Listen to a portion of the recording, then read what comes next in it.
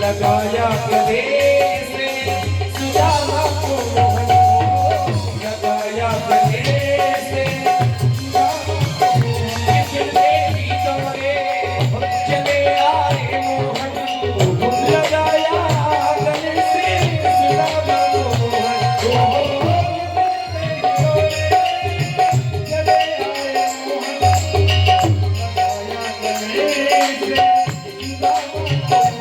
मोहन लगाया गले से सुदामा को हुआ रुक्मणी को बहुत ही अचंभा हुआ रुक्मणी को बहुत ही अचंभा जीवन मान के साथ अजीबा गया इधर पे सुदामा गरीब आ गया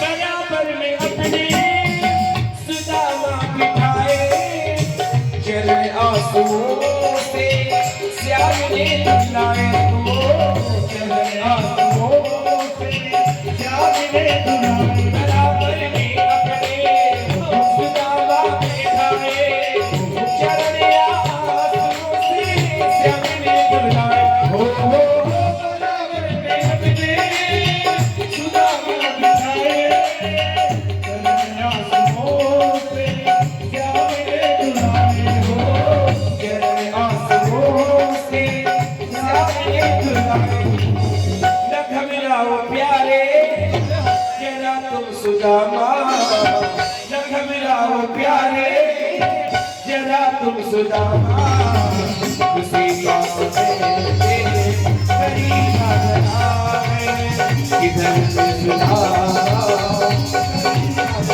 अरे द्वार डालो कन्हैया से कहो अरे द्वार डालो कन्हैया से कहो इधर से सुदामा करीब आ गया है इधर से सुदामा करीब आ गया है इधर से सुदामा करीब आ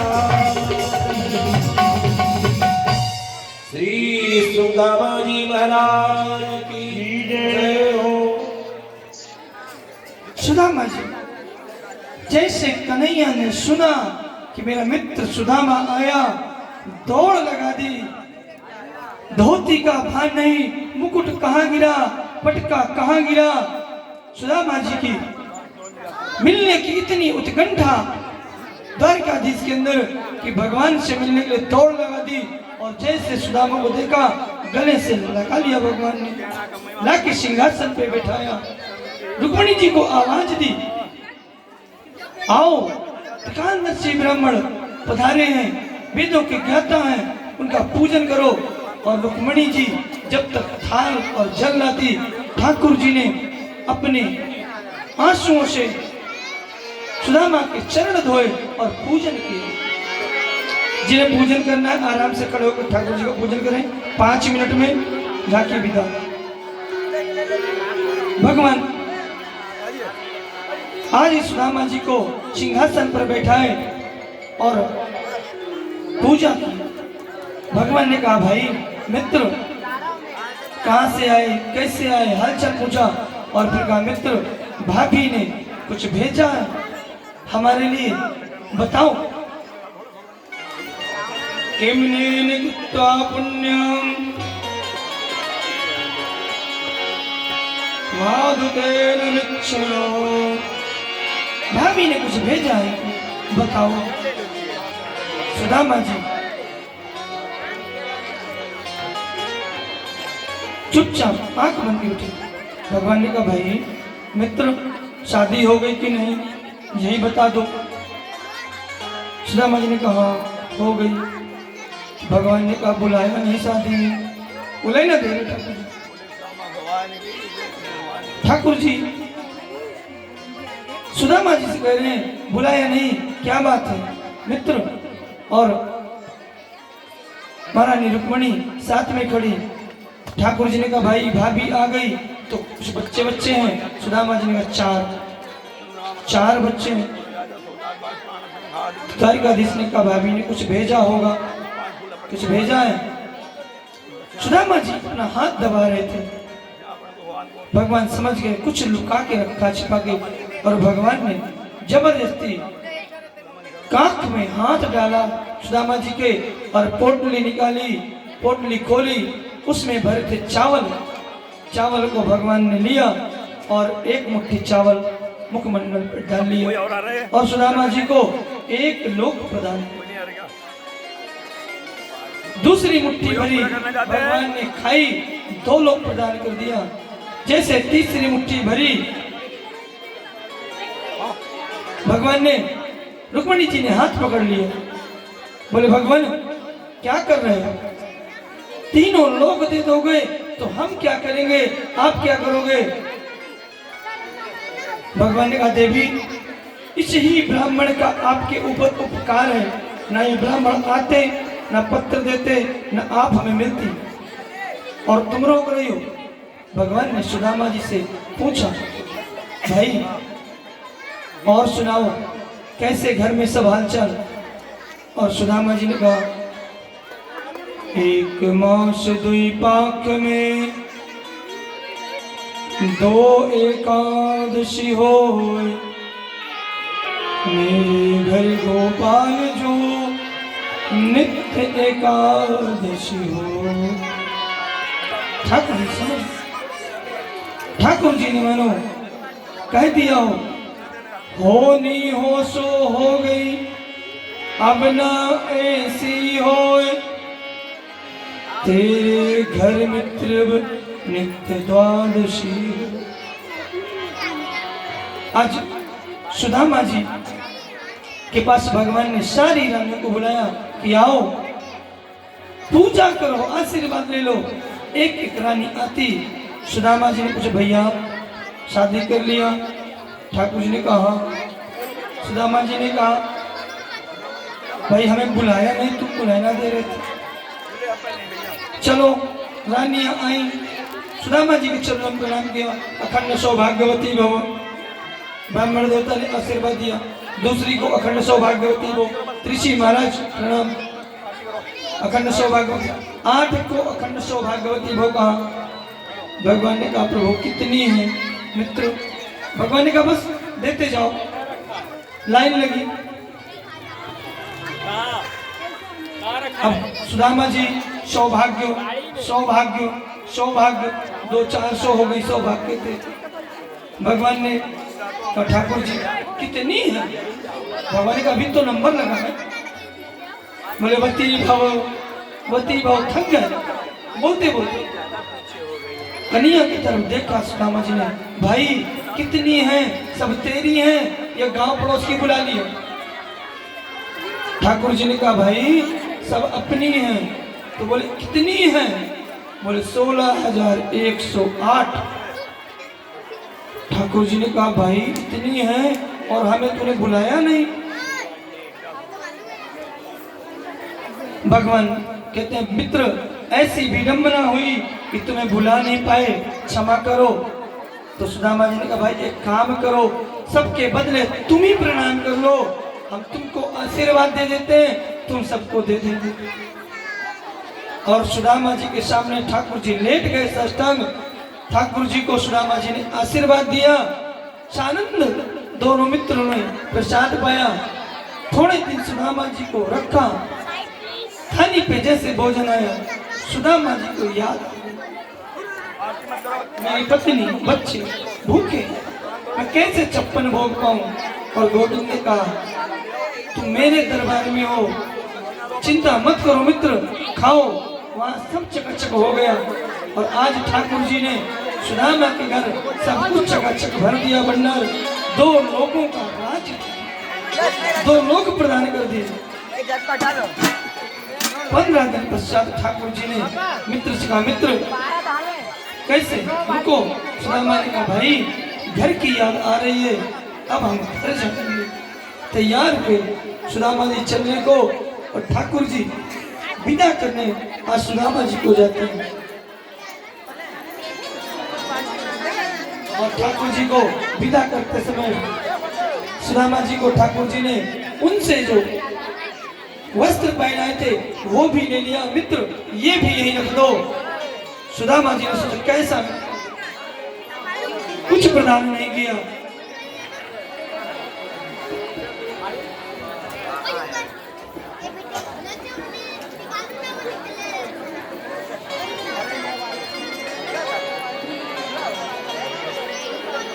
अमरु धन्य राधा श्री राधा श्री राधा, मरु धन्य राधा श्री राधा श्री राधा, अमरु धन्य राधा राधा श्री राधा, अमरु राधा श्री राधा श्री राधा, अमरु धन्य राधा श्री राधा श्री राधा, धन्य राधा श्री राधा श्री राधा। जीवन धन्य राधा राधा राधा, जीवन धन्य राधा जीवन धन्य राधा राधा राधा, जीवन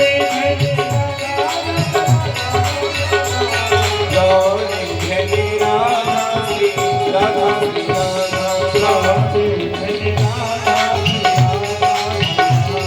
हमारो धन्य राधा श्री राधा श्री राधा, हमारो धन्य राधा श्री राधा श्री राधा।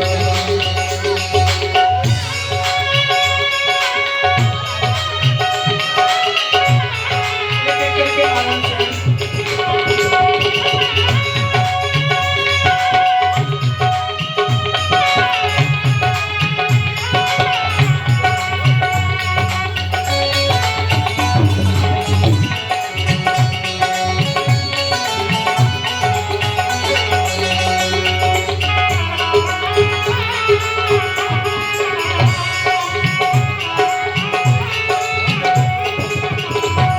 बरसाने वाली राधा राधा राधा राधा, बरसाने वाली राधा राधा राधा, बरसाने वाली राधा राधा राधा राधा, बरसाने वाली राधा राधा राधा राधा,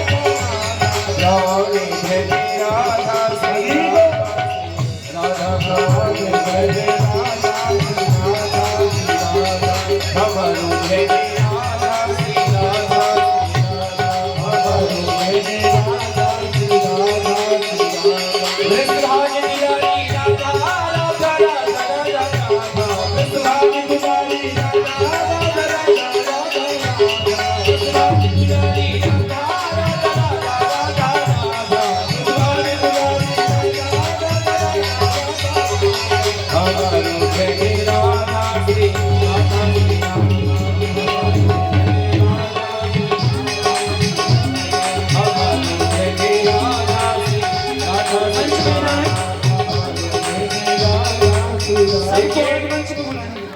अभी कोई मंच में नहीं आएगा, विश्राम में सबको अवसर दिया जाएगा मंच में आने के लिए। केवल ठाकुर जी का चरण स्पर्श करके अपनी जगह पे बैठ के जाएगा, उसके बाद सबको समय दिया जाएगा। आज सभी मंच पे आएंगे, बाद में सबको बुलाया जाएगा, तभी सिर्फ ठाकुर जी की पूजा करेंगे। हमारो धन्य राधा श्री राधा श्री राधा, हमारो धन्य राधा श्री राधा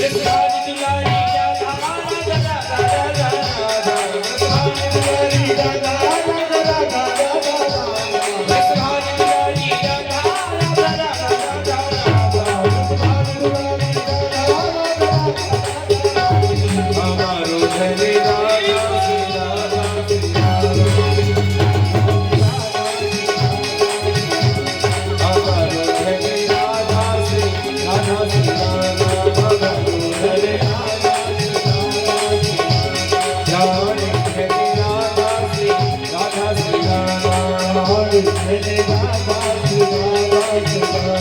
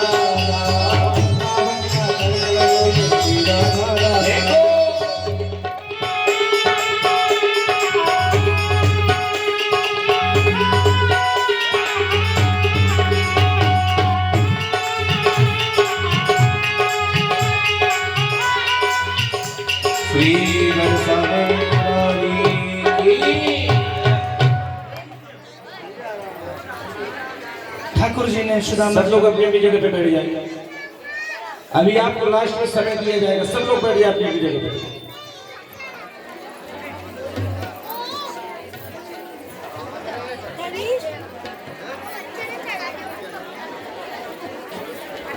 ठाकुर जी को प्रणाम किया सुदामा जी ने मित्र, और कहा कैसा मित्र है जो सब कुछ छीन लिया। और सुदामा जी को भगवान ने विदा किया कि जाओ अपने सौराष्ट्र नगरी को प्रस्थान करो।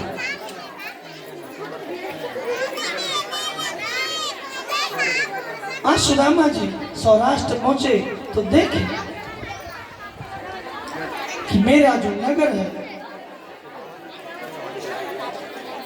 वो बदल गया। जहां झोपड़ी थी वहां महल, झोपड़ी का रता पतन। सुदामा जी ने कहा राम क्या हो गया? पूछा भैया ये हमारा ही नगरी है, गांव का नाम नहीं है। बोले हाँ। तो अपने झोपड़ी के पास जाकर सुशीला को पुकारा। बनी ठनी लक्ष्मी स्वरूपा निकली सुशीला, देख के हैरान हो गए। सुदामा जी ने कहा तू हमारी सुशीला नहीं हो सकती। हमारी सुशीला को हम छोड़ के गए थे, दुबली पतली फटे हाल, और यहाँ तो महारानी सी। सुशीला ने बताया नाथ आप द्वारिका गए, द्वारिकाधीश ने हम पर कृपा करी और आज ये जो वैभव है सब उनका दिया। सुदामा जी ने कहा देवी ये वैभव तुमको मुबारक हो, तुम्हें चाहिए ले लो, हमें नहीं चाहिए, हम तो हमारी झोपड़ी में खुश हैं। कहो तो चलो हमारे साथ झोपड़ी में, हम चल रहे बन और नहीं तुम अभी यहीं करो अपना। तो चले। सुशीला ने बहुत अनुनय विनय किया। साक्षात ठाकुर जी माता लक्ष्मी के सहित पधारे और भगवान ने सुदामा से कहा सुदामा तेरी गरीबी दूर हुई, अब तो इस महल पे रहकर भी मेरी माया तुझे नहीं प्यार करेगी। सुदामा जी ने कहा नाथ अगर मैंने धन का उपयोग किया तो ये माया मुझे व्यापेगी और मेरा भजन नहीं हो पाएगा। भगवान ने कहा हम ये वचन देते हैं कि हमारी माया का कोई प्रभाव तुम पर नहीं पड़ेगा। और आज सुदामा जी सुंदर महल में रहते हैं। सुदामा जी क्यों निर्धन थे? गुरुदेव संदीपनी मुनि के आश्रम पे सुदामा जी और कन्हैया एक साथ पढ़ते थे। छोटी सी कथा है। एक दिन माता जी ने, गुरु माँ ने कहा, जाओ दोनों मित्र लकड़ी तोड़ के ले आओ।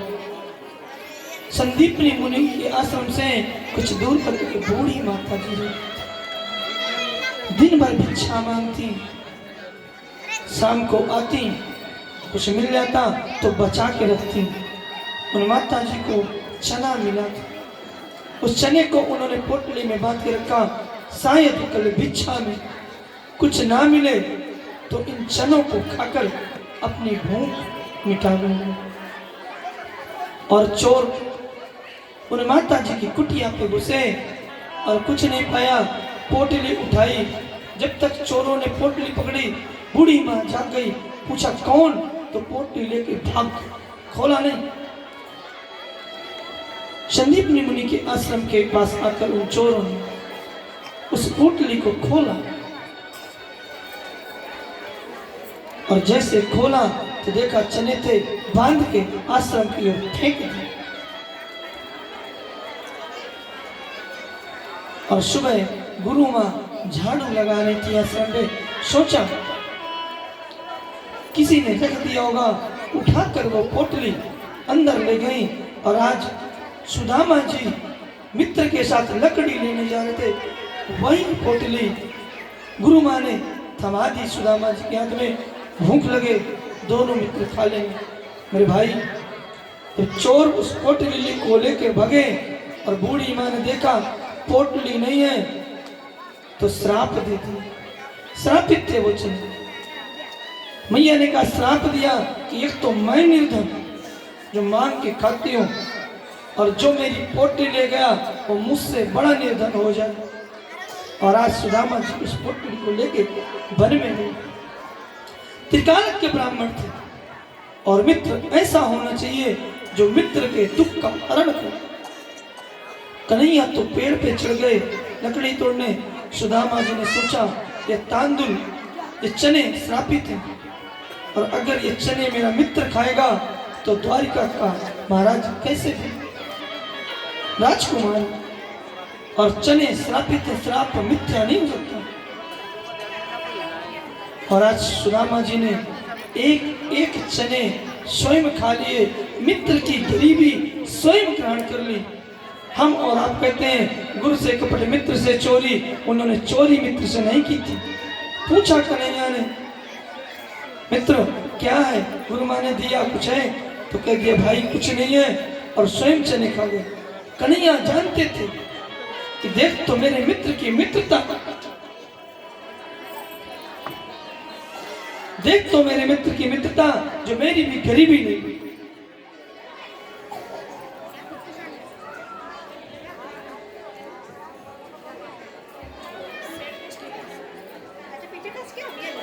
और आज सुदामा जी उस चने को खाकर स्वयं निर्धनता स्वीकार कर ली, और आज वही चने का श्राप सुदामा जी भोग रहे थे। महारानी सुशीला चुपचाप अपने पति के साथ उस गरीबी और निर्धनता को झेला।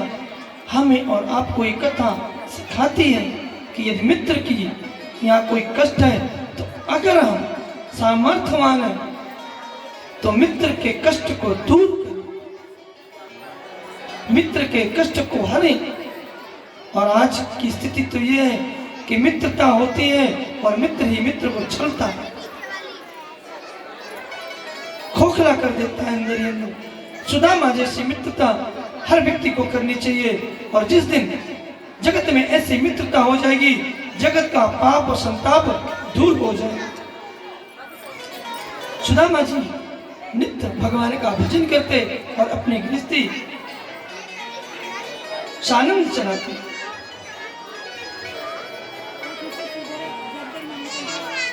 शुक्राचार्य महाराज कहते हैं, राजन तुम्हें एक और कथा सुनाता हूं।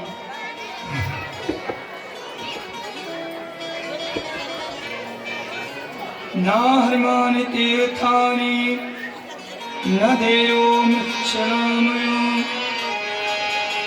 तेन पूर्वकालेन दर्शनं देशा। आज द्वारिकाधीश सोचते हैं कि मैंने सानंद भूतल पर अपना राज स्थापित किया, लेकिन मेरा कुटुंब इतना बड़ा कि अगर मैं सुधाम गया तो मेरा कुटुंब अपना आधिपत्य जमा लेगा। और आज भगवान के द्वारिका पे सप्तऋषि चतुर्मास करने पहुंचा। भगवान सानंद सेवा जिसे करते हैं, भगवान के पुत्र थे, सभी एकत्र हुए और ऋषियों के पास पहुंचे। शाम्ब नाम का एक पुत्र था, उसके पेट पर कुछ कपड़े लपेट दिए भगवान के पुत्रों ने और ऋषियों के पास जाकर पूछा, महाराज आप हर साल चतुर्मास में हमारे यहाँ आते हैं, हमारे पिताश्री सेवा करते हैं, अब आप यह बताएं हमारे घर में ये नई बहुरिया आई है, इसके क्या हो। ऋषि त्रिकालज्ञ थे, उन्होंने सोचा यदि हमने कुछ कहा तो भगवान के पुत्र हैं, वंशज हैं, दोष लग जाएगा। और आज ऋषिगण कुछ नहीं कहते हैं बालको तुम जाओ। एक बालक इतना उद्दंड, उसने कहा तुम्हें कुछ आता जाता नहीं है, तुम तो ऐसे ही आते हो, खाते हो, चले जाते हो। महाराज दुर्वासा उस सभा में थे, बोले सुनो आओ मैं बताता हूँ क्या होगा। हम बताएंगे क्या होगा, आओ इधर आओ। सारे ऋषि नहीं बताएंगे हमारे पास। और दुर्वासा ने कहा इस बहुरिया के पेट से एक मूसल होगा और वह तुम्हारे विनाश का कारण बनेगा, यदुवंश का विनाश से। भगवान के पुत्रों ने शरणों में गिर के क्षमा मांगा, क्षमा करें प्रभु। सुदामा जी ने कहा जो बोलना था बोल दिया, अब तुमको जो दिखे सो करो। भगवान के बालक समुद्र के किनारे रहते हैं। विश्वामित्रोषिता कांडवो दुर्वासा ब्रह्मरिगा कश्यपो वामदेवस्य वशिष्ठो नारद सत्यम।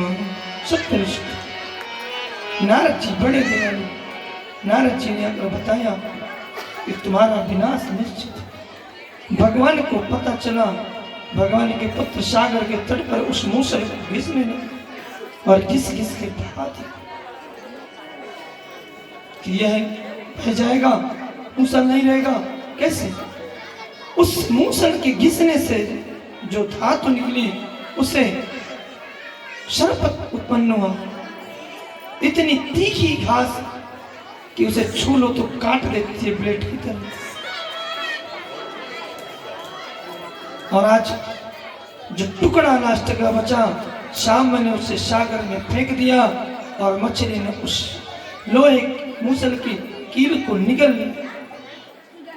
मछुआरा आया, मछली को ले गया पकड़कर और मछली ने उस कील को निगला था, मछुआरे ने निकाला और बहेलिया को दे दिया। बहेलिया ने अपने तीर पे लगाया, सुंदर था। और आज भगवान अर्जुन को लेके वन में आए। भगवान ने देखा कि भगवान के सारे पुत्रों ने मदिरा पान कर ली और मदिरा पान करके झगड़ा करते हैं। अर्जुन कहते हैं प्रभु आप कहें तो मैं रोकूं ही। भगवान ने कहा अर्जुन आज तुम रोक नहीं जाओगे तो तुम्हारी भी अवहेलना कर देंगे, अपमान कर देंगे, मत जाओ। जो हो रहा है देखो। और आज भगवान के बालक एक दूसरे को उस घास को उखाड़ उखाड़ के मारते हैं, एक दूसरे को मारना पूरे मुंह से। भगवान इस दृश्य को देख रहे थे। द्वारिकाधीश ने आदेशित किया जो बचे थे द्वारिका को खाली कर दो, इस सागर में डूबेगी। और भगवान स्वयं आकर वन में बैठे, एक पैर से दूसरे पैर को चढ़ाया। भगवान के पैर पे चिन्ह था, पद्म तलवे में जिस पैर को चढ़ाया था बहलिया ने दूर से देखा, सोचा हिरण बैठी है, आंख दिख रही है, उसने तीर चला दी और आज वह तीर भगवान के पैर पे आके लगा और भगवान को इतनी असहनीय पीड़ा हुई कि भगवान की चीख निकली। बहलिया दौड़ कर आया, देखा ठाकुर जी के पैरों पे तीर चुका, माफी मांगूंगा, क्षमा करने रघुनाथ। भगवान ने कहा तुम पूर्व जन्म के बाली हो, मैंने छिप के तुम्हें मारा था, आज तुमने अपना हिसाब बराबर किया, तुमने छिप के मुझे मारा। मित्र कोई बात नहीं, हम तो तुम्हें जीवित करना चाहते थे, तुमने नहीं लिया वरदान, अब हमें सुधाम जाना है। और भगवान के शरीर से एक दिव्य ज्योति प्रकट हुई और मैत्री मुनि कहते हैं वह ज्योति दिखते ही दिखते भागवत जी में समाप्त हुई। भागवत साक्षात भगवान कृष्ण का विग्रह स्वरूप है। शुकाचार्य स्वामी कहते हैं राजन तुम्हें 9 योगेश्वरों का दर्शन कराता हूं। देवर्षि नारद भ्रमण करते हुए द्वारिका में और द्वारिका समुद्र में मिले।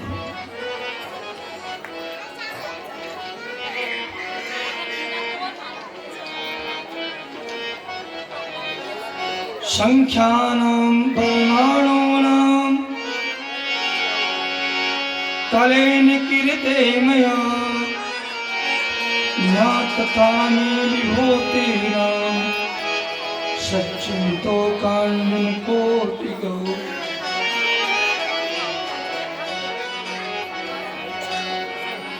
भगवान की द्वारिका ऐसे समुद्र में डूबी जैसे कभी थी ही नहीं। नारद जी इस दृश्य को देखे और वैकुंठ की ओर चले। शुकाचार्य स्वामी कहते हैं राजन 9 योगेश्वरों का दर्शन करो। कौन से? पृथ्वी वायु आकाश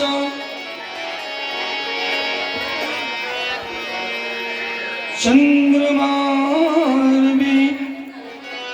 पृथ्वी वायु आकाश कपोतोश्चंद्रमा भी।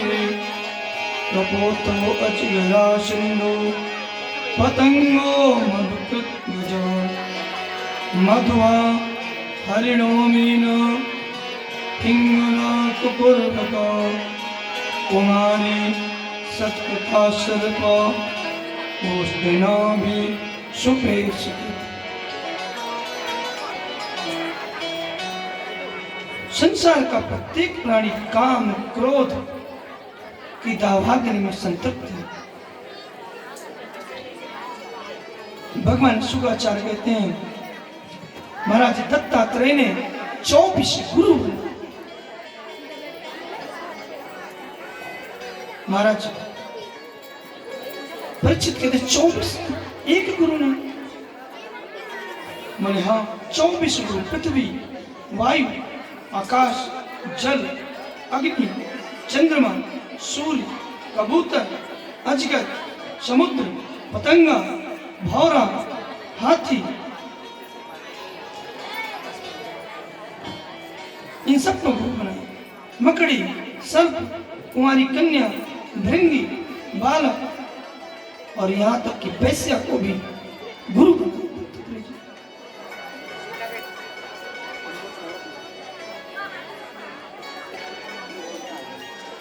महाराज परीक्षित कहते हैं कैसे? आज दत्तात्रेय जी वन की ओर निकल पड़े और महाराज यदु को शिक्षा देते हैं कि मैंने 24 गुरु बनाए। एक एक वस्तु पर व्यक्ति आश्रित होता है और अंत उसका बड़ा बुरा होता है। महाराज यदु ने कहा पृथ्वी, और पृथ्वी से मैंने सीखा धैर्य रखना। पृथ्वी में आप गड्ढा खोद दो मेरे भाई, भरने की हो सकता नहीं।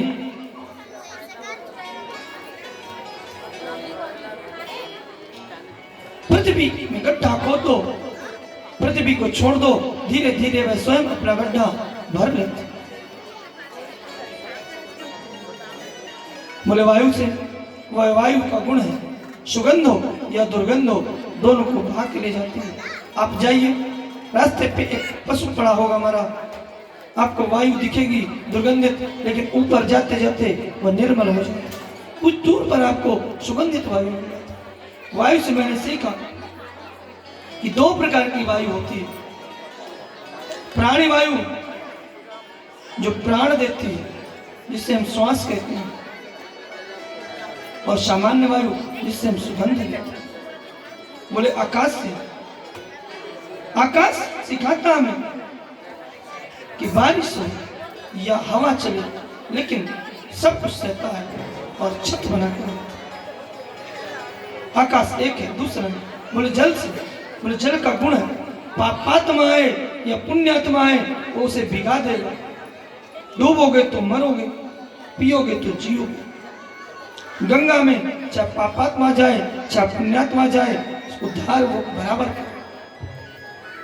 बोले अग्नि से, बोले अग्नि साक्षात तेजस्वी। आप अग्नि में कचरा भी जलाते हैं और उसी अग्नि में होम भी करते हैं और वह स्वीकार करते हैं।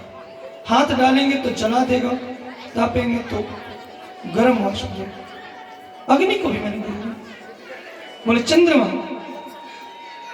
बोले चंद्रमा को मैंने इसलिए गुरु बनाया, आप 27 नक्षत्र होते हैं, वो 27 नक्षत्र चंद्रमा की पत्नी, प्रजापति की बेटी है। और चंद्रमा एक बार आसक्त हो गया रोहिणी नाम की पत्नी पे। उनके ससुर जी ने श्राप दिया, 15 दिन शुक्ल पक्ष में घटता बढ़ता है और कृष्ण पक्ष में घटता है, और पूर्णमासी को पूर्ण रूप से विराजमान सुंदर। चंद्रमा को मैंने गुरु बनाया कि अमृत की पूर्ण वर्षा वो पूर्णिमा के दिन करता है। बोले सूर्य से, बोले सूर्य से मैंने सीखा कि जल को वाष्पित करके ऊपर ले जाता है, फिर ऊपर से वर्षा हो। चाहे नदी का जल हो चाहे गड्ढे का हो, सभी को वाष्पित रूप में ऊपर ले जाते हैं। बोले कबूतर, बोले कबूतर,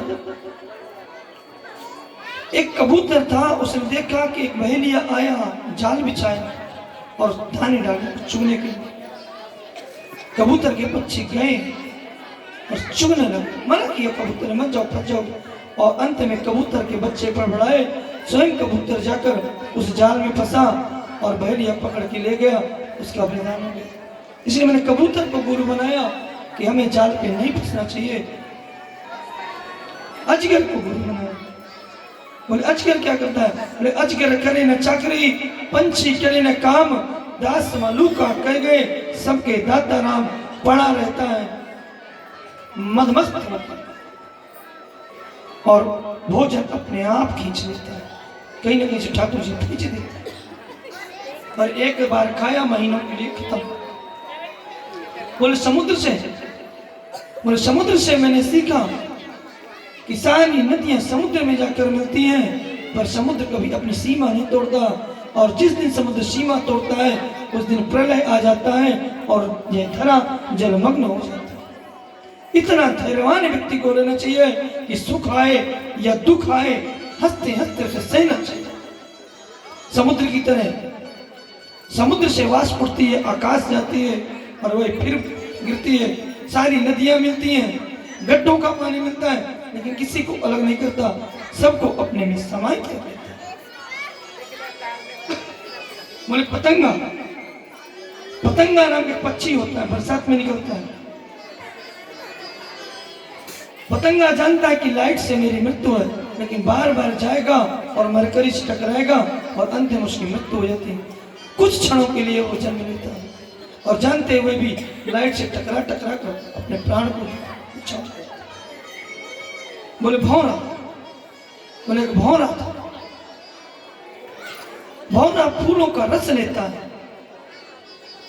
एक दिन के भौरा एक कमल, एक तालाब में जाता है, बहुत सारे कमल के पुष्प होते हैं, एक पुष्प पे बैठकर रस लेता है। संध्या कालीन होती है, कमल का पुष्प बंद हो जाता है। भौरा ने सोचा काट के निकलूंगा, कमल खराब हो जाएगा, प्रातः काल होगा, कमल खुलेगा, मैं उड़ जाऊंगा और मेरे सालों की व्यवस्था होगी। इतने कमल पुष्प, उसी रात एक मतवाला हाथी उस तालाब में घुसता है और उसी कमल के रास्ते जहाँ पे वो भौरा छिपा होता है, और मतवाला हाथी सूंड में उस कमल के दत्त को लपेटता है, पेड़ को, और मुंह में ले लेता है। और जब दांत के नीचे भौरा जाता है तो कहता है, हाँ हंत हंत कमल, मैंने अपने समय का उपयोग किया होता तो आज मेरी ये दुर्दशा न होती कि हाथी के दांत के नीचे। भौरा इतना कठोर होता है कि किसी भी लकड़ी को काट के निकल सकता है। कमल क्या चीज, हम और आप समय का उपयोग नहीं करते और अंत में पछताते हैं। दत्तात्रेय जी ने कहा, हाथी को गुरु बनाया। बोले हाथी से क्या सीखा? बोले हाथी की उम्र 10,000 वर्ष की होती है, पकड़ा नहीं जा सकता, किसी के बस में नहीं आएगा। लेकिन शिकारी क्या करता, गड्ढा खोदता है और उसमें नकली हथनिया बनाकर खड़ा कर देता है, और हाथी स्पर्श के चक्कर में कि मैं स्पर्श कर लूं जाता है और उस गड्ढे पे गिर जाता है, फिर नहीं निकल पाता। वहां पकड़ के ले जाते हैं हाथी के बच्चे, हाथी पकड़ा जाता है। बोले मधुमक्खी से क्या सीखा? मधुमक्खी हमें सिखाती है। मधुमक्खी रोज जाती है, फूलों से रस लेती है, लाकर छत्ते पे इकट्ठा करती है, शहद होता है, शुक्ल पक्ष में वो इकट्ठा करती जाती है, और जैसे कृष्ण पक्ष आता है अंधेरी रात, उससे भी नहीं दिखता, किसान जाता है तोड़ लेता है। उससे पहले मधुमक्खी कृष्ण पक्ष लगते लगते रस को पीकर पलायन कर जाती है। पलायन कर गए तो बच गए, नहीं किसान जाएगा छत्ता तोड़ने वाला तो आग लगा दो, मैं उसे तो मधुमक्खी भगाना, शहद लेना। हिरण से मैंने सीखा, हिरण के कुंडल में कस्तूरी कुंडल से मृग ढूंढे बनमाए, ऐसे घट घट राम है और हम कहाँ ढूंढे? इधर सुंदर हवा चलती है, मृग के कुंडल पे कस्तूरी होती है और वो दौड़ता है, सुगंध कहाँ से इतनी सुंदर आ रही है, और शिकारी देख लेता है, हिरण को मार देता है। अरे कस्तूरी तो उसके अंदर छिपी। हमारे इस कथा से सुनने में मिलता है, हमारे अंदर जो आत्मा है इसमें परमात्मा का वास है, और ये बुद्धि से अगर हमने काम लिया तो हमें बहुत से पार होने में कोई देर नहीं। ठाकुर जी हमारे ऊपर कृपा करें। बोले मछली से क्या सीखा? बोले मछली जल में रहती है, अगर मछुआरा पकड़ने जाए तो हाथ से नहीं पकड़ सकता, लेकिन वो क्या करता है, कांटा लेता है, कांटे पे आटे की गोली लगाता है, जल में डालता है। एक बार मछली सोचती है ना जाऊं, दोबारा सोचती, तीसरा मछली आटा खाने जाती है और उसी में फंस जाती है। एक एक स्पर्श में, एक एक सुख में ये मनुष्य फंसा पड़ा। दत्तात्रेय गुरु कहते हैं, पिंगला नाम की वैश्या को मैंने गुरु बनाया। महाराज यदु ने कहा, पिंगला नाम की वैश्या से आपने क्या सीखा? महाराज दत्तात्रेय जी कहते हैं, मैंने पिंगला से सीखा कि एक वैश्या थी सुंदर, और वैश्या के झोपड़ी के सामने एक मुनि रहते थे। वैश्या के घर पर पुरुष आते थे, उसका एक ही पति है, पैसे। एक दिन वैश्या ने कहा, ये बाबा उपदेश करता है, इसकी झोपड़ी में आग लगा दी। और उसके जो यार थे उन्होंने आग लगा दी बाबा की कुटिया में। बाबा समझा, बाबा ने कहा, ठाकुर जी तुम जानो। ठाकुर जी ने ऐसी हवा चलाई विपरीत दिशा से कि वो आग जहां लगी थी घास फूस की झोपड़ी उड़ी और वैश्या के महल में आके लगी, और वो चिल्लाती रही, कोई बुझाने नहीं, बाबा की कुटिया बच गई। वैश्या ने आके बाबा से कहा, क्या किया? बाबा ने कहा, तेरे यारों ने मेरे घर में आग लगाई और मेरे यार ने तेरा घर जला दिया। वैश्या एक दिन बैठे चिंतन करती है, पूरा दिन व्यतीत होता है, कोई पर पुरुष नहीं आता। वही वैश्या रात में सोचती है, कहीं ये 24 घंटे मैंने ठाकुर जी के नाम में लगा दिया होता तो आज मैं मुक्त हो सकता। दिन भर मैंने चिंतन किया, कोई पर पुरुष आएगा, पैसा देगा, पैसा कहां तक चलेगा? पैसा सब कुछ नहीं है मेरे भाई। कुकुर पक्षी से बोले त्याग सीखा। कुकुर पक्षी से मैंने त्याग सीखा कि कुछ भी लाता उठा के छोड़ देता है, त्यागी बन। बोले बालक से, बोले छोटा सा बालक, उसे 1 रुपए दो खुश हो जाए, एक लॉलीपॉप दो खुश होगा, जो मांगोगे दे देगा, घर का सामान। माँ को देखेगा रोएगा। एक बच्चा था, बड़ा लाडला था माँ। एक दिन बच्चा लेटा रहा, रोया, माँ ने आके दूध पान कर। 4 दिन बाद वही बच्चा सोचता है माँ तो मेरे रोने से आती है, बच्चा रोने लगता है, माँ नहीं आती। क्यों? जानती है माँ की भूखने लगी, दूध पीने के लिए रोना, भूख लगेगी कि दूसरी रोना, ये जानबूझ के रोना, दूसरा रोना, जो भूख वाला रोना वो दूसरा माँ पहचानती। तो बच्चे से मैंने गुरु बनाया, 1 रुपए मिले या 1000 रुपए, त्याग रखना चाहिए। बोले कुंवारी कन्या से, बोले कन्या थी, एक सेठ की कन्या थी। वो कन्या घर में अकेली थी, गरीबी थी घर में। सेठ बाहर गया था, शादी वाले आ गए देखने, घर में कुछ नहीं था, धान रखा था जिससे चावल निकलता, चूड़ी पहन रखा था। उस कन्या ने सोचा अगर कुछ नहीं खिलाती तो अपमान होगा पिता, तो धान कूट के बैठाती है, उन्हें धान कूटती है, एक मुसल मारती है, चूड़ी खरीदती है, एक एक करके चूड़ी उतारती है। जब एक चूड़ी बचती है, आवाज नहीं होती, धान कूट कर भात बनाती है और अतिथि को खिलाती है और सोचती है कि जब एक चूड़ी है तो आवाज नहीं हुई तो हम 1 से 2 होंगे तो खटपट जरूर होगी। इसलिए वह कन्या कहती है एको ब्रह्म द्वितीयो नास्ति, एक ब्रह्म है उसका ही चिंतन कर लो। एक ही पुरुष है इस जगत में और वह है परमात्मा, हमारे कृष्णचंद्र रामचंद्र, कोई दूसरा पुरुष नहीं। बोले बाण से, बोले बाण को शिकारी बनाता है घिस घिस के और धनुष पे धारण करके चलाता है। बाण ये नहीं दिखता, पापात्मा पुण्यात्मा जाके लगता है, बाण से मैंने ये।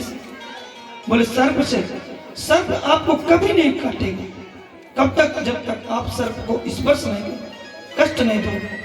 सर्प आपसे दबेगा तभी आपको काटेगा, किसी से नहीं बोलता। बोले मकड़ी से, बोले मकड़ी जाला बनाती है और स्वयं उस जाले में फंस जाती है और छिपकली आती है मकड़ी को खा जाती है, मकड़ी को गोविंदा है नमो। बोले भृंगी, भृंगी नाम का कीड़ा होता है, कितनी मोटी लकड़ियों काट देगा उसे, भन भिन भिन भिन करता रहता। लेकिन वह एक दिन लकड़ी में चंदन के घुसा, सोचा क्यों काटूं, आरा मशीन में लकड़ी गई और भृंगी कीड़ा काटा गया, उसकी भी मौत हो जाती। सुख चंदन की सुगंध में दत्तात्रेय गुरु बता रहे हैं राजन, एक एक स्पर्श के सुख में यह कष्ट मिलता है। मैंने 24 गुरु इसलिए बनाए और यहाँ मनुष्य पूरे के पूरे स्पर्शों में फंसा पड़ा है, कैसे इसका उद्धार हो? इसलिए दान करना चाहिए, दिल खोलकर पुण्य करना चाहिए, भगवान का भजन करना चाहिए। एक कथा बड़ी सुंदर याद है। एक सेठ जी थे, बड़े कंजूस थे, पत्नी थी, कहती सत्कर्म करो, कुछ भजन करो। सेठ जी ने कहा क्या करूं? बोले कुछ ना करो, गंगा जी नहा लो। सेठ जी 1 महीने चिल्लाती रही, सेठ जी ना ना, पीछे पड़ गई। सेठ जी ने कहा चल ठीक है, कहती है तो गंगा नहा लेता हूं। चले काशी गंगा नहाने, देखा घाट में पंडे ही पंडे, जैसे ऐसे बैठे हैं, हम लोग पंडे ही हैं। अब सोचा नहाऊंगा तो दान देना पड़ेगा, तो सेठ जी चले, कहाँ पहुंचे? हरिश्चंद्र घाट। और हरिश्चंद्र घाट पे जाके देखा कोई पंडा नहीं तो छठ डुबकी लगी। बाबा विश्वनाथ ने सोचा हमारी नगरी में आके पन्नों से ढल, और स्वयं बाबा विश्वनाथ बड़ा सा पेट लिए बैठ गए। सेठ जी जैसे डुबकी लगा के बाहर बोले जय बाबा विश्वनाथ की। सेठ घबराया, बाप रे पंडित जी कहाँ से आए, अब क्या होगा? सुबह से शाम हो गई मेरे भाई, सेठ निकला नहीं गंगा जी। पंडित जी ने कहा भाई ठंडी है, बाहर आ जा, मर जाएगा, बाहर आ जा। सेठ जी ठंडी खा रहे थे, आए बाहर, बोले गंगा नहा लिया? बोले हाँ। बोले कुछ दान कर दो, संकल्प करो। सेठ जी ने कहा हमारे पास कुछ नहीं। पंडित जी ने कहा कोई बात नहीं, तुम लिखा दो, हम आके ले जाएंगे घर से। हमारे यहाँ के पंडा ले जाते हैं, आपके यहाँ आते हैं कि नहीं भगवान जाने। हमारे काशी के, प्रयाग के, हरिद्वार के पंडा ले जाते हैं। आप लिखा तो दो, 6 महीने बाद आए। अब ना करते करते सेठ जी ने 10 पैसा लिखा ही दिए, 10 पैसा लिखा। सेठ जी चले आए घर। 5 महीने बीते, 6वें महीने पंडा बाबा सेठ जी के दरवाजे। सेठ ने देखा पंडित जी आ गए। पत्नी से कहा कह दो सेठ जी बाहर गए, भला टले। अब बाबा विश्वनाथ साक्षात प्रकट होकर आए तो उन्हें पता नहीं कहाँ है। सेठानी ने कहा आज बाहर गए, कल आएंगे। बाबा विश्वनाथ ने कहा ठीक है, हम कल आ जाते हैं। दूसरे दिन फिर आए। सेठ ने कहा जाओ कह दो। दुकान नहीं गए सेठ जी, बीमार है सेठ जी। सेठानी ने कहा बीमार है, और ठीक है हम कल आ जाएंगे। अब रोज का कल 3-4 दिन बीत गए। सेठ परेशान, पंडित जा ही नहीं रहा। सब पंडित होता भी ऐसा है, आप दान लिखा देंगे तो वो लेके जाएगा, दक्षिणा नहीं छोड़ सकते। सेठ जी 5वें दिन बोले पत्नी से एक काम करो, बच्चों को बुलाओ, रो चिल्लाओ कि सेठ जी मर गए। अब पत्नी ने चिल्लाना चालू किया, हाय हाय रे राम, सेठ जी स्वर्ग सिधार गए। पंडित जी दरवाजे में, बोले क्या हुआ सेठानी जी? बोले रे राम, सेठ जी तो परलोक गए। पंडित जी ने कहा अच्छा। तो सेठानी अंदर रोए, पंडित जी बाहर रोना चालू कर दिए। बोले हमारा मित्र मर गए। गांव मोहल्ला इकट्ठा हो गया, इकट्ठा हुआ गांव मोहल्ला। अब सेठ जी परेशान। पंडित जी ने कहा भाई हमारा बहुत पुराना मित्र है, अब आए हैं, अंतिम है, कैसे छोड़ के जाएं? मित्र की अर्थी को शमशान तक पहुंचा के अब बेटे से आग लगवा के ही जाए। अब रिश्तेदार भी 4-6 आ गए। बोले चलो इकट्ठा करो सबको, अर्थी से जाओ, ले चलो, रात होने वाली है, 5 लग जाएगा। गांव वालों ने अर्थी सजाई, सेठ को लिटाया। सेठ जी सोचे पंडित जी चले जाए। अब पंडित जी ने कहा रुक, बाहर के ही जाऊंगा। लड़के को लिया, उसके बालक को, शमशान पहुंचे। बोले बेटा लगा दे आग। पंडित जी ने हाथ पकड़ा बच्चे का। अब बच्चा जानता था लेकिन क्या करे, झूठ बोल चुका था पिताजी के साथ। पंडित जी ने पकड़ा हाथ, बोले लगा दे लू घर।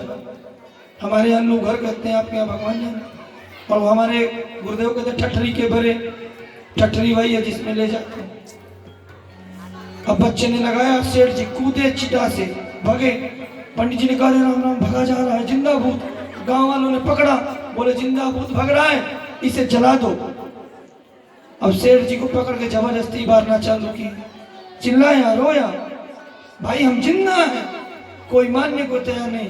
बाबा विश्वनाथ प्रकट हुए और बाबा ने कहा भाई इतनी कंजूसी ठीक नहीं है, हम जगत का कल्याण करते हैं, मांगो तुम्हें क्या चाहिए, हम तुमको प्रदान करते हैं। सेठ ने कहा आप साक्षात विश्वनाथ हैं? सेठ पंडित जी ने कहा हाँ। खड़े हो गए त्रिशूल लेके। बोले कुछ नहीं, आप तो काशी में जो 10सी लिखी थी वो काट दो, हमें कुछ नहीं चाहिए। भगवान भूत भावन ने कहा हद हो गई कंजूसी। कंजूसी की हद पार कर दी सेठ ने। बाबा विश्वनाथ ने कहा सेठ और कुछ मांग ले। सेठ ने कहा मुझे कुछ नहीं चाहिए, बस 10सी माफ करो, मेरा उद्धार हो गया। इतनी कंजूसी हमें नहीं करना चाहिए। अरे अगर घर में है कुछ तो 10 पैसा तो था दे आते। अच्छा दान करोगे तीर्थ में तो 10 गुना मिलेगा, कभी करके तो देखो। सुखदेव स्वामी महाराज परीक्षित को सुना रहे राजन, भगवान ने दोनों हाथ से दान किया और आज भगवान वैकुंठ चले गए। अर्जुन देख रहे थे, अर्जुन रुआसा सा मुंह लेकर लौट रहे थे इधर हस्तिनापुर में। महाराज युधिष्ठिर ने सोचा बहुत दिन बीत हुए, अर्जुन आए क्यों नहीं। क्या हो गया द्वारिका? और उद्धव कहते हैं, मैत्रेय मुनि सुनाते हैं उद्धव को कि अर्जुन नट का सम्मुख लिए महाराज युधिष्ठिर के पास उपस्थित होते हैं। महाराज युधिष्ठिर पूछते हैं, अर्जुन क्या हुआ? किसी ने तेरा अपमान कर दिया कि कुछ तेरे से अपराध हो गया, किसी गौ का, कन्या का, ब्राह्मण का, क्यों तेरा मुखमंडल मलिन है? अर्जुन ने हाथ जोड़ा और कहा, भैया हमारे रक्षक त्रिलोकपति द्वारिकाधीश हमें छोड़कर चले गए। युधिष्ठिर ने तत्क्षण परीक्षित को राजा बनाया और महारानी द्रौपदी को ली और वन की ओर प्रस्थान कर गए, हिमालय की ओर चले, पांडव प्रयाण कर गए। और परीक्षित तुमने इतने सत्कर्म किए, एक पाप तुमसे हुआ और आकर तुम यहाँ बैठ गए, इसलिए ब्राह्मणों का अपराध नहीं करना चाहिए। सुखदेव स्वामी कहते, राजन क्या अब भी तेरी मृत्यु होगी? महाराज परीक्षित ने कहा, गुरुदेव मृत्यु तो शरीर का होता है, मैं पुण्य आत्मा हूं, मैं कभी नहीं मर सकता। तक्षक आया और आकर भगवान के देखते देखते परीक्षित के मृत शरीर को स्पर्श किया। परीक्षित के शरीर से दिव्य ज्योति निकली, वैकुंठ से रथ आया, उस पर महाराज परीक्षित विराजमान हुए और वैकुंठ की ओर चले गए। जन्मेजय राजा बने। भागवत अपने विश्राम की ओर महाराज शुकाचार्य जी राजा परीक्षित को कथा सुनाकर वन की ओर निकल लेते हैं और महाराज परीक्षित वैकुंठ की ओर। महाराज शुकाचार्य ने कहा, भागवत के 2 श्लोक जो बोल लेते हैं उन्हें पूरी कथा सुनने का फल मिलता है और उनके पूरे पाप संताप नष्ट होते हैं। आइए हम और आप भी भागवत के 2 श्लोकों का वाचन करें। इसके बाद सुखदेव स्वामी की विदाई। आज हमारे संगीतक बंधु जो हैं वह भी जाएंगे हमें छोड़कर। भवे भवे यथा भक्ति, भवे भवे यथा भक्ति, पादयोस्तव जायते, पादयोस्तव जायते, तथा कुरुस्व देवेषु, तथा कुरुस्व देवेषु, नाथस्त्वं नो यथा प्रभु, नाथस्त्वं नो यतः प्रभु। नाम संकीर्तनम यस्य, नाम संकीर्तनम यस्य, सभी बोलेंगे हमारे साथ। नाम संकीर्तनम यस्य, नाम संकीर्तनम यस्य, सर्व पाप प्रणाशनम, सर्व पाप प्रणाशनम, सर्व पाप प्रणाशनम, सर्व पाप प्रणाशनम, प्रणामो दुःख शमना, प्रणामो दुःख शमनः, प्रणामो दुःख शमना, प्रणामो दुःख शमनः, तं नमामि हरिं परं, तं नमामि हरिं परं, तं नमामि हरिं परं।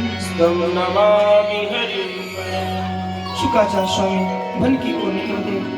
हम आप सबको जो टूटी फूटी वाणी से बना उपदेश किए, आप सभी भागवत भक्त प्रेमी भगवान के नित्य निरंतर स्वरूप का दर्शन करते हुए भजन करें।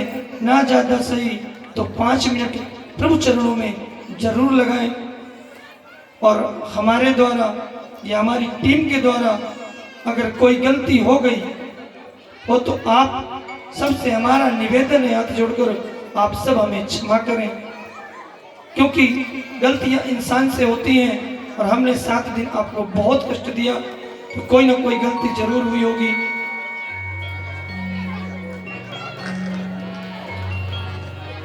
सब गोरा मेरा मेरा हमारी राम,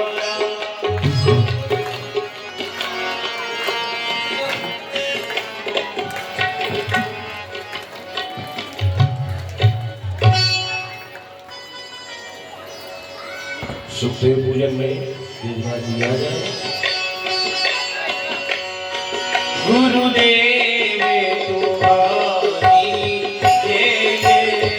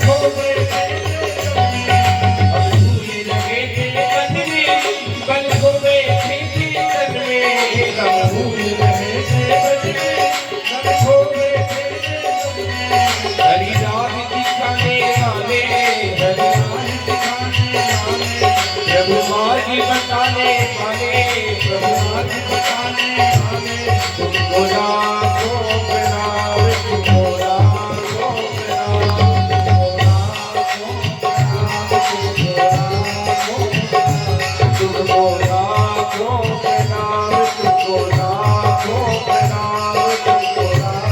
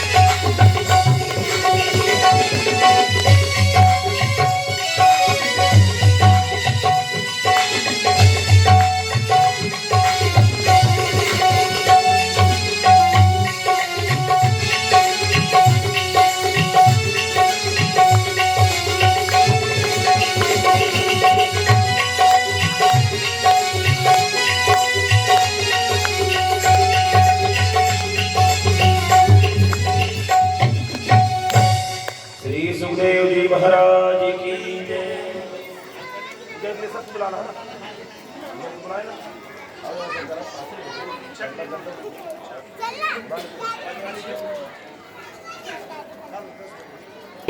हे राधा बार बार सुमीरू, हे राधा बार बार सुमीरू,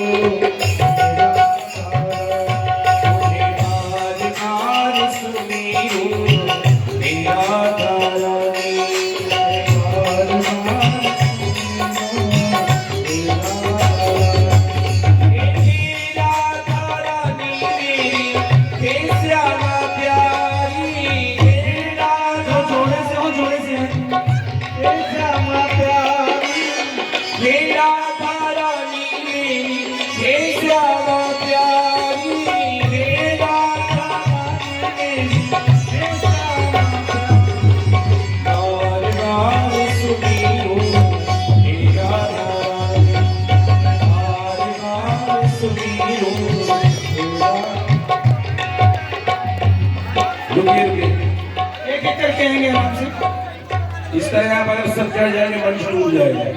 एक एक दो करके आइए, आप सब चढ़ते चले आ रहे हैं।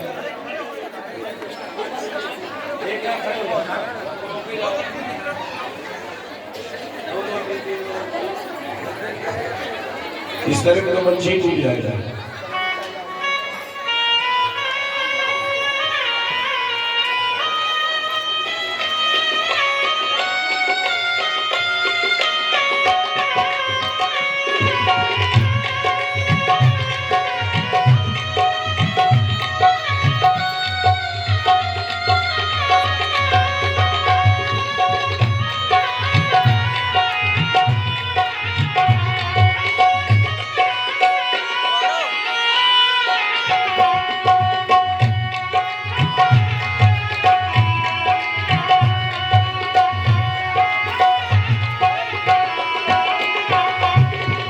वृंदावन की कथा बतावे मंदिर मनोहर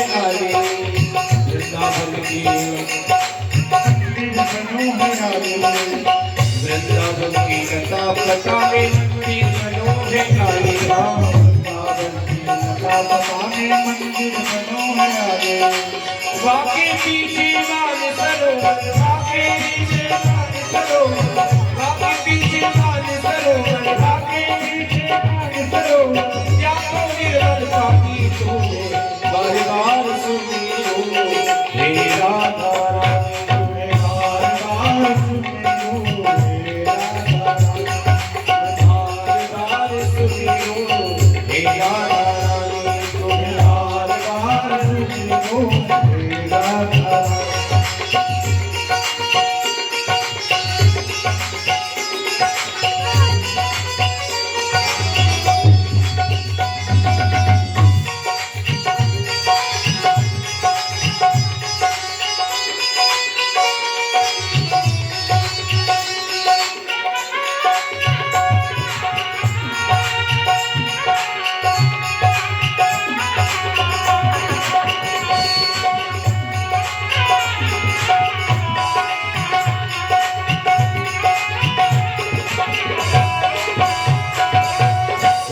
तेरो ध्यान धरते हैं अम्बे चमन दुलारे, तेरो ध्यान धरते हैं अम्बे चमन दुलारे, शंकर तेरो ध्यान धरते हैं अम्बे चमन दुलारे, शंकर तेरो ध्यान धरते हैं अम्बे चमन दुलारे।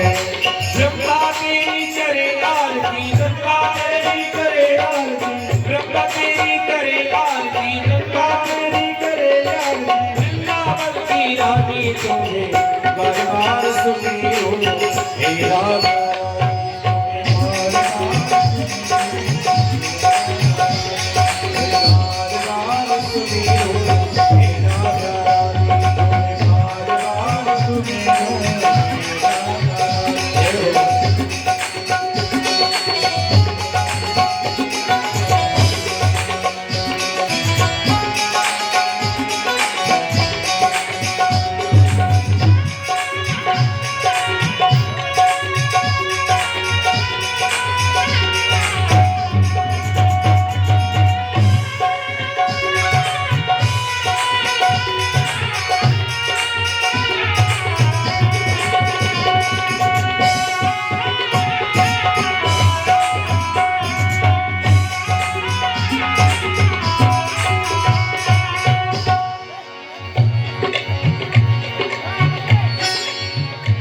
राधे राधे राधे राधे राधे राधे राधे राधे राधे राधे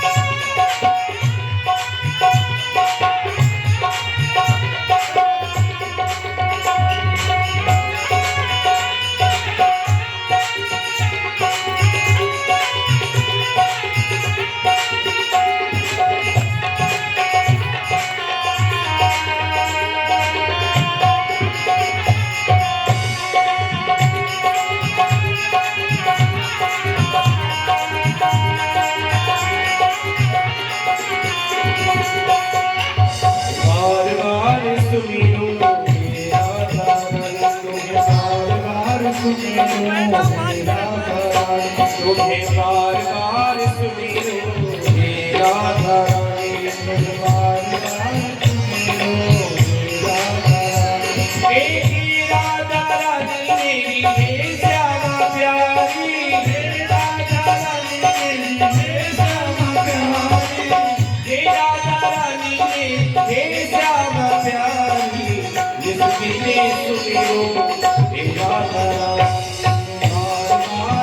सुमिरो हे राधा बार बार सुमिरो हे राधा रानी तुझे बार बार सुमिरो हे राधा।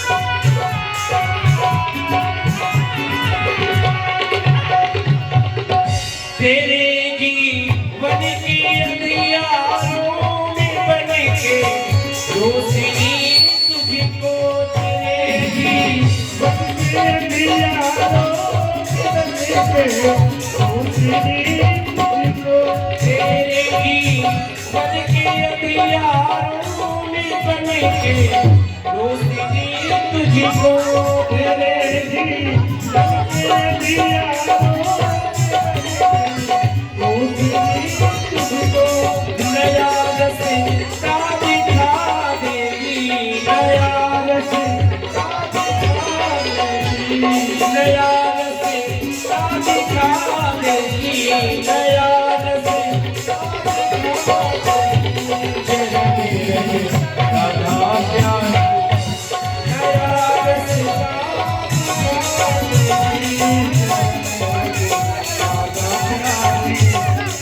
तेरी बिगड़ी बजा देगी राधा प्यारी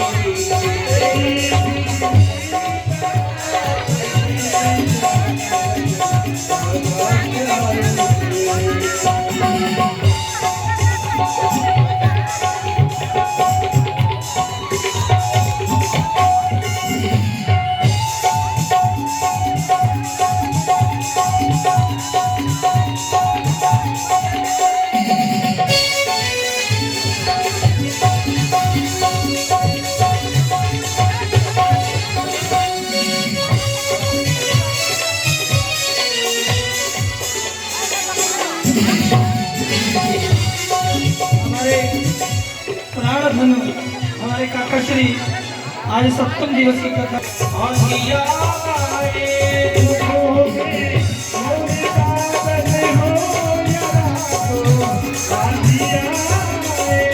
तुझे सबसे बचा लेगी तुझे बचा लेगी तुझे सबसे बचा लेगी तुझे सबसे बचा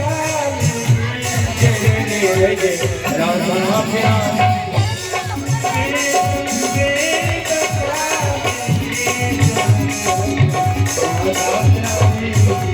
तेरी बिगड़ी बजा देगी राधा प्यारी तेरी बिगड़ी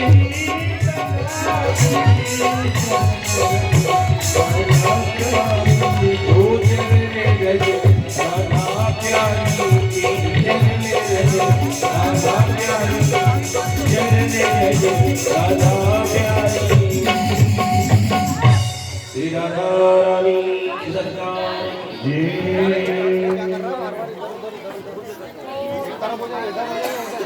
हमारे पंडित जी ने इतना हमारा सहयोग दिया, हम दिल से आभार व्यक्त करते हैं पंडित जी का, बहुत सहयोग दिया पंडित जी ने। आराम से चढ़ो, गिर जाओगे।